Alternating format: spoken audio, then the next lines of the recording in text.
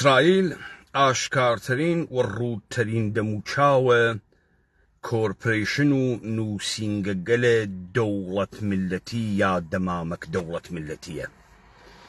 پرۆسەسێک لە کۆچدانە ئینسانگەلێکی تر بە بەشگەلێکی تر لەم گۆی زەمینە و دروستکردنە موسسات و نەهات لە بازاڕسازیە کە ناویانیا دەوڵەت میلەت ئاشکارترین دەموچاوە وڵاتێکە بەناوە ئیسرائیل و کۆرپۆریشنێکە بەناوە ئیسرائیل. مقاومەتە مردم لە بەرامبەر نەهاتسازی و کۆرپۆریشن سازی و هۆڤیەت سازیە جەعلی مقاومەتە مەشروعێکە تحت هەر ئەبزارێک بە هەر ناوێک کە لەگەڵ نظام سڵتا بیکەن.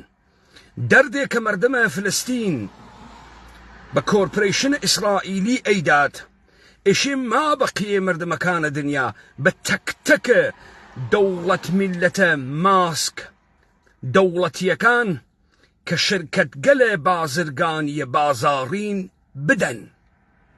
هەر چەشنە مقاومەتە مردم کە ئیقتدارە پوشاڵینە ئەمانە بشکێنێت دەستکەوتە گەورەیەکە لە ڕاستای ئاخێز جیهانی لە بەرامبەر نظامە داپڵۆسێنەرە سوڵتەگەرە جیهانیە.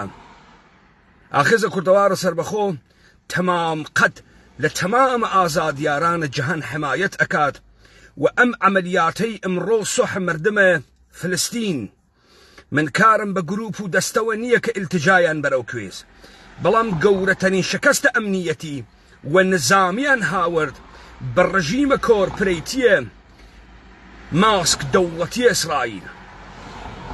ئەمە حەقە تەمامە مردمە ئەم گۆی زەمینەسە لە بەرامبەرە ئەم نەهاتگەلە بەرساختە لە تەغییرە ماهیەت و هۆڤیەتە ئینسانیە بوێسن و بە هەر ئەبزارێک ئەتوانن شەڕیان کەن.